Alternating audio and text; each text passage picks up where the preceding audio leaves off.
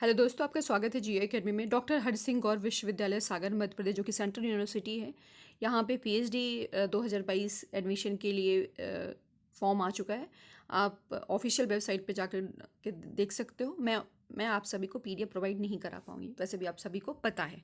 तो चलिए देख लेते हैं, ठीक है ना। तो हम सबसे पहले क्या देखेंगे, एक मिनट और बता देती हूँ। जब आप पीडीएफ डाउनलोड करोगे तो यहाँ पे इंफॉर्मेशन आएगी कंटेंट्स, ठीक है ना।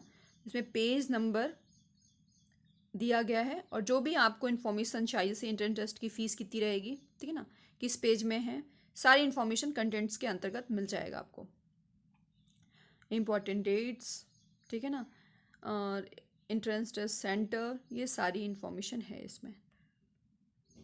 अब हम सबसे पहले क्या देखेंगे कि जो मोस्ट इम्पॉर्टेंट है, वैकेंट सीटें कितनी हैं, ठीक है ना, क्योंकि ज़रूरी है। Department wise seat for admission in a PhD programme, ठीक है ना। ये सब्जेक्ट्स हैं और ये सीट्स हैं। चलो मैं थोड़ा सा और वो कर देती हूँ जिससे कि आप सभी को दिख जाए, ठीक है। ये लो, सब्जेक्ट्स हो गए और ये सीट हो गई। देखते जाओ अपना सब्जेक्ट और सीट का भी देखते जाओ कितनी सीट है, ठीक है ना।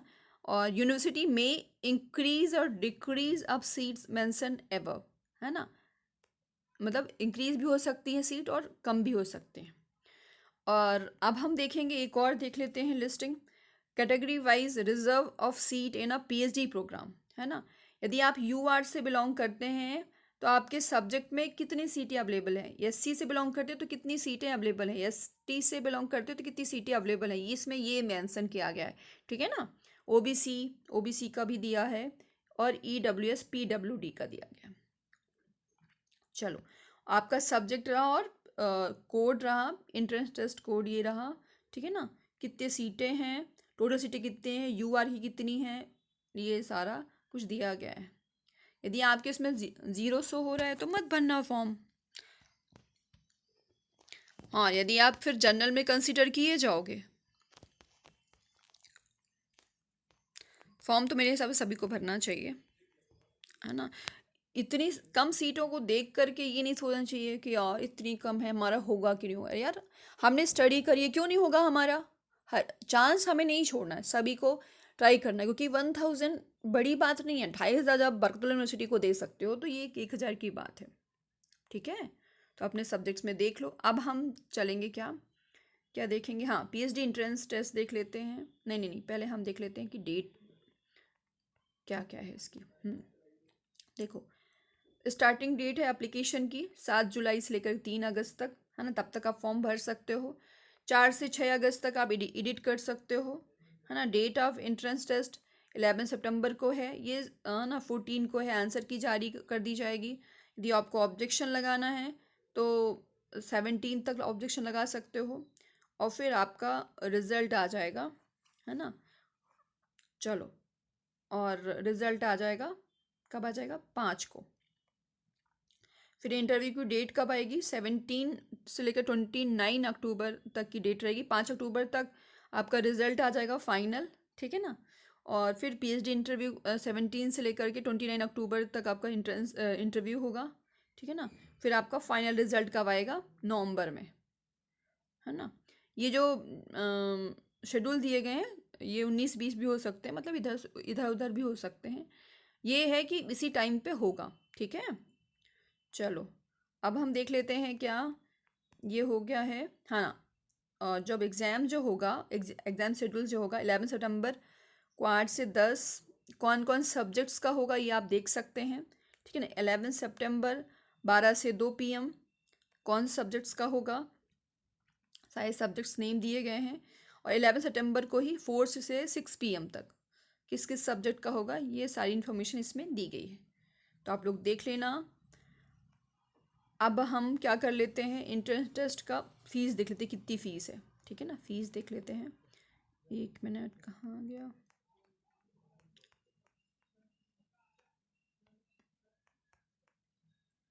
एक मिनट।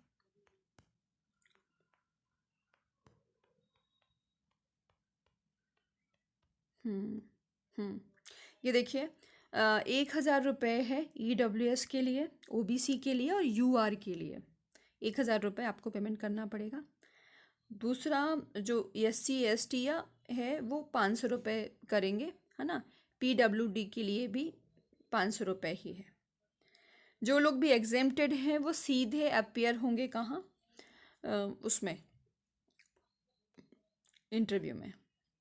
एक बात और, यदि कैंडिडेट ये चाह रहा है कि हम और सब्जेक्ट में भरना चाह रहा है कि, और मतलब बोलते हैं देखो यहाँ पे क्या लिखा, if a candidates apply for a more than one programme code, मतलब जैसे आप कोई एजुकेशन से करा, कोई होम साइंस में है तो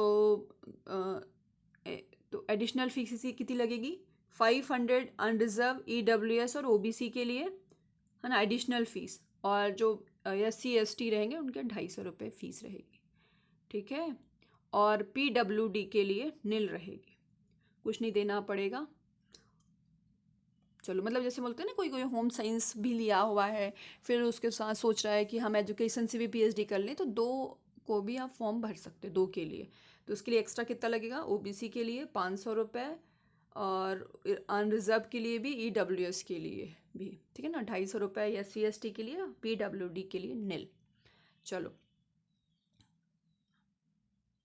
हम देख लेते हैं ये कुछ कैंडिडेट्स जो कि AT KT या सप्लीमेंट्री या बैकलॉग हैं, है ना, तो उनका कैसा रहेगा PhD के लिए, तो ये चीज़ देख लेना आप लोग, है ना। अब हम चले आते हैं, अपना क्या क्या हो गया, इंटरेस्ट की फ़ीस हो गई, ठीक है ना, और वैकेंट सीटें हो गई, और डेट कब से स्टार्ट होगी ये हो गया। अब हमको ये देखना है PhD में एडमिशन के लिए आपके पास PG में कितने परसेंट होना चाहिए, 55%, यदि आप UR से हैं या कि फिर EWS से हैं, है ना। यदि आप OBC हैं लेकिन नॉन क्रीमी लेयर हैं, SC हैं, ST हैं, PWD हैं, तो आपको 5% का रिलैक्सेशन मिलेगा, 50% में आपका PG होगा, तो आप PhD के लिए अप्लाई कर पाओगे, ठीक है। अब हम बात कर लेते हैं रिजर्वेशन की, ठीक है। तो OBC जो कि नॉन क्रीमी लेयर है उनके 27% रहेगा, ठीक है। SC के लिए 15%, ST के लिए 7.5%, 5% seat are reserve within each of category, है ना, 5% सभी के लिए रहेगा। Unreserved SC ST SC OBC non creamy layer, ठीक है ना। EWS के लिए 10%, only if the candidates fulfil other minimum eligibility, है ना। यदि आप जो है EWS से हो, ये सारा कुछ दिया गया है, सारा कुछ कि 8 लाख से कम होना चाहिए, है ना। क्या क्या आपके पास एसेट्स हैं, उस एक सर्टिफिकेट बनता है EWS का, इकोनॉमिकली वीकर सेक्शन का, है ना। तो उसमें आपका सारा कुछ एक ही मतलब 1 ईयर के लिए एक ही सर्टिफिकेट बनता है, फिर उसके बाद फिर आपको रिन्यूएबल कराना पड़ता है। यदि आपके पास वो है तो अच्छी बात है, क्योंकि EWS का यहाँ फ़ायदा मिल रहा है, कहाँ, हरी सिंह गौर में, ठीक है। चलो और आगे देख लेते हैं क्या लिखा हुआ है, कास्ट ट्राइब। हाँ, एक बात याद रखना कि SC ST और OBC नॉन क्रीमी लेयर वही माने जाएंगे जो कि appropriate government of India schedule में है। यदि आपके SC ST या OBC वाला नाम उसमें नहीं है गवर्नमेंट ऑफ इंडिया के लिस्ट में, तो आप वैलिड नहीं माने जाओगे, ठीक है ना। चलो, आप PhD का टाइप किस तरीके का होगा, यहाँ का फुल टाइम PhD होगी, है ना, जिसमें यदि कोई कैंडिडेट है जो कि बाहर PhD कर रहा है, जैसे मान लो कोई DAB से कर रहा है लेकिन परसुइंग है वो, या कि फिर इधर से कर रहा है, किधर से बरकतुल्ला यूनिवर्सिटी से कर रहा है, वो सोच रहा है कि हमको मूव ऑन करना है, कहाँ, सागर यूनिवर्सिटी, वहीं से करेंगे, तो वो भी एलिजिबल रहेगा और आप लोग भी रहोगे, है ना। और किन के लिए पार्ट टाइम PhD कैंडिडेट्स रहेंगे, कौन कौन रहेंगे, 2 कैटेगरी। इंटरनल में कौन कौन रहेगा, regular teaching staff of university, जो भी टीचर मतलब रेगुलर है और वहाँ पे टीचिंग कर रहा, 3 ईयर से एक्सपीरियंस है उसको, तो उसको वो पार्ट टाइम के लिए एलिजिबल रहेगा, है ना। Study leave during the course work, और स्टडी मतलब कोर्स वर्क के टाइम में लीव लेना पड़ेगा उसको, ठीक है।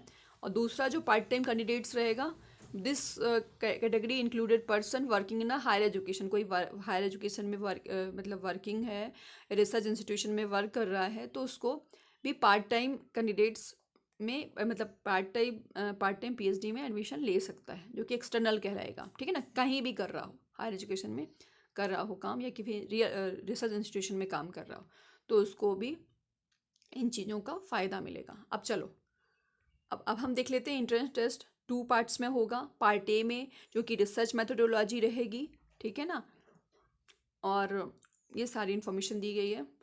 और पार्ट बी में 50 क्वेश्चंस रहेंगे, जो कि 0.7 मार्क्स का रहेगा ईच क्वेश्चंस, है ना। इसमें भी 0.7 मार्क्स का ईच क्वेश्चंस रहेगा। कितने रहेंगे? 100 क्वेश्चंस रहेंगे और 70 मार्क्स का रहेगा, ठीक है। तो और हम देख लेते हैं, यदि qualifying marks of entrance test 50% of total marks of entrance test, यदि आपके 50% मार्क्स हैं तो आप वैलिड माने जाओगे कि आप पास हो गए हो। यदि आप SC/ST हो या PWD हो तो आपके 45 हैं, तो भी आप पास माने जाओगे। 50% किसके लिए? UR के लिए, EWS के लिए, और किसके लिए है? OBC के लिए है 50%, ठीक है। इसी तरीके से और वो लोग एग्जेम्प्टेड होंगे जो UGC net JRF, CSIR net JRF shall be exempted, है ना, ये हैं एग्जेम्प्टेड। और जो कि टीचर फेलोशिप पर्सन है वो भी एग्जेम्प्टेड रहेंगे, ठीक है। और हाँ, एक बात और याद रखना कि आप लोगों ने एंट्रेंस टेस्ट नहीं देना पड़ेगा, लेकिन आपको इंटरव्यू में अपीयर होना पड़ेगा, ठीक है ना। इंटरव्यू की प्रोसेस क्या रहेगी? 30 मार्क्स का रहेगा इंटरव्यू आपका, और 100 मार्क्स का रहेगा क्या? एग्जाम जो एग्जामिनर कैंडिडेट जिन्होंने एग्ज़ाम नहीं दिया उनके लिए रहेगा, ठीक है। ये रहा, ये देखिए, 1 मिनट, ठीक है। और क्या है, मेरिट बेस जैसा यहाँ बरकतुल्लाह यूनिवर्सिटी में बना था वैसा यहाँ बनेगा। हाँ, PhD जो प्रोग्राम होगा, minimum duration of 3 years including course work, and a maximum duration of 6 year, ठीक है ना, मतलब 5 से लेकर के 6 ईयर तक रहेगा। चलो, ये सब कुछ दिया गया, आप लोग देख लेना कि क्या है क्या नहीं। और क्या बताना था? और ये कोर्स वर्क का क्या है, फीस बताई गई है, ठीक है ना, आप लोग देख लेना, मतलब PhD प्रोग्राम के लिए फ़ीस बताई गई है, सब कुछ इन डिटेल में दिया गया, आप देख लेना। और क्या रहेगा, thesis of examination fees 10,000 will be charges at the time of submission of PhD thesis. Semester fees should be paid to beginning of semester, and if a student does not pay fees on the time, fine of the 1,000 shall be, है ना, ये सब लगेगा, मतलब 1,000 रुपये पैसे लग सकते हैं आपको। चलो, रिफंड हो जाएगा, ये सारी फीस, सारी डिटेल दिया गया, आप लोग PDF डाउनलोड कर लेना, देख लेना, जो जो मेन चीज़ें थी वो मैंने बता दिया। Thank you.